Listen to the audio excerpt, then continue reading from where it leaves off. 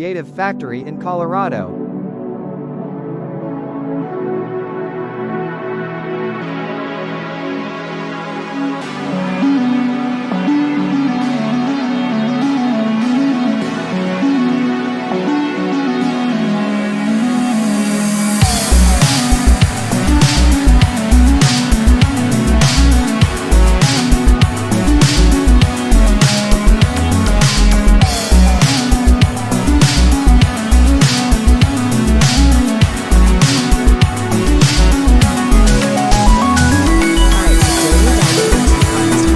Brilliant, massive, and, let's be honest, deeply controversial 1932 masterpiece, Death in the Afternoon.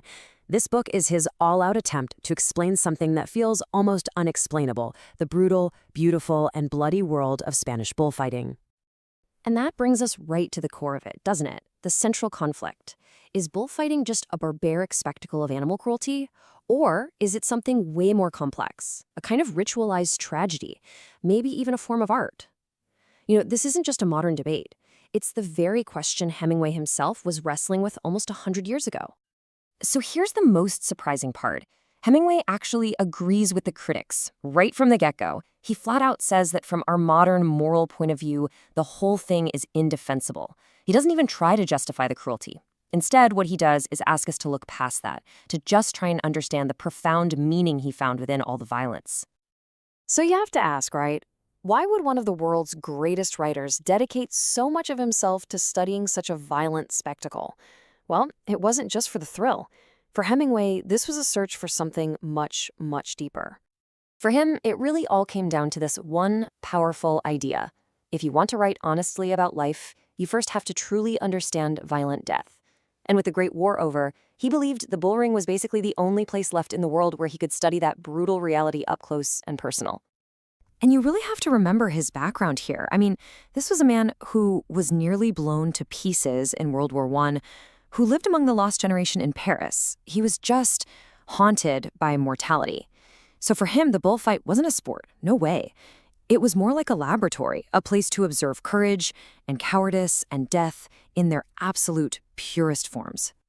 And what he saw in that ring, it wasn't just random slaughter to him. He saw it as a highly structured performance, like a formal tragedy you'd see on stage, unfolding in 3 very distinct acts.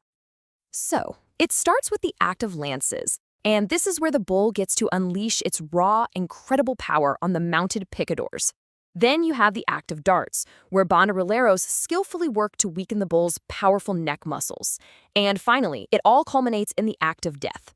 The matador completely alone with the bull for that final, fatal encounter.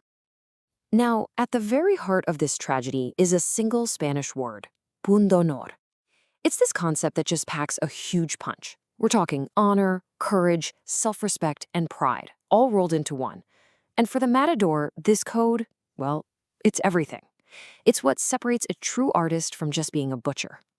Hemingway also saw that the bull wasn't simply a brute animal, it was intelligent. It actually learns during the fight, and it develops what's called a querencia, a favorite spot in the ring where it feels secure. Now from there, it's not just mindlessly attacking anymore. It's countering, it's defending its own ground. And that, as Hemingway pointed out, makes it infinitely more dangerous. And everything, absolutely everything, builds to this one moment, the moment of truth, that final sword thrust. For Hemingway, this was the whole point. You could forget the fancy capes and all the pageantry. It was all about this one, single, honest, and deadly encounter between man and beast. And Hemingway's respect for the bull, it was immense. He drew this really sharp line between a domesticated ox, a beast of burden, and the fighting bull, which he saw as this pure, wild animal that fears nothing. And he argued that this incredible nobility demanded to be met with equal gravity and equal honor from the man. But, and this is important, Hemingway was no blind fanatic. He was also one of bullfighting's sharpest critics. He saw some deep, deep problems in the art form, even back in his own time. This quote really says it all, doesn't it? He saw this huge paradox. Just as bullfighting was reaching its absolute peak of popularity and artistic complexity, it was also, at the same time, completely decaying from the inside out. So what exactly was rotting from within? Well, he saw breeders creating smaller, safer bulls. He saw matadors who were choosing flashy, crowd-pleasing tricks over real, honest courage. And maybe worst of all, the kill, that sacred moment of truth. It was becoming this sloppy afterthought instead of being the entire point of the whole ritual. And here's what's so incredible. Hemingway's critiques from the 1930s, they perfectly foreshadow the crisis that bullfighting is facing today. The decay that he saw starting way back then has now exploded into a full-blown fight for survival. The cultural shift has just been seismic. I mean, look at this. Today, a staggering 87% of young Spaniards are against bullfighting. Think about that. An art form that was once totally central to Spanish identity now faces pretty much total rejection from its next generation.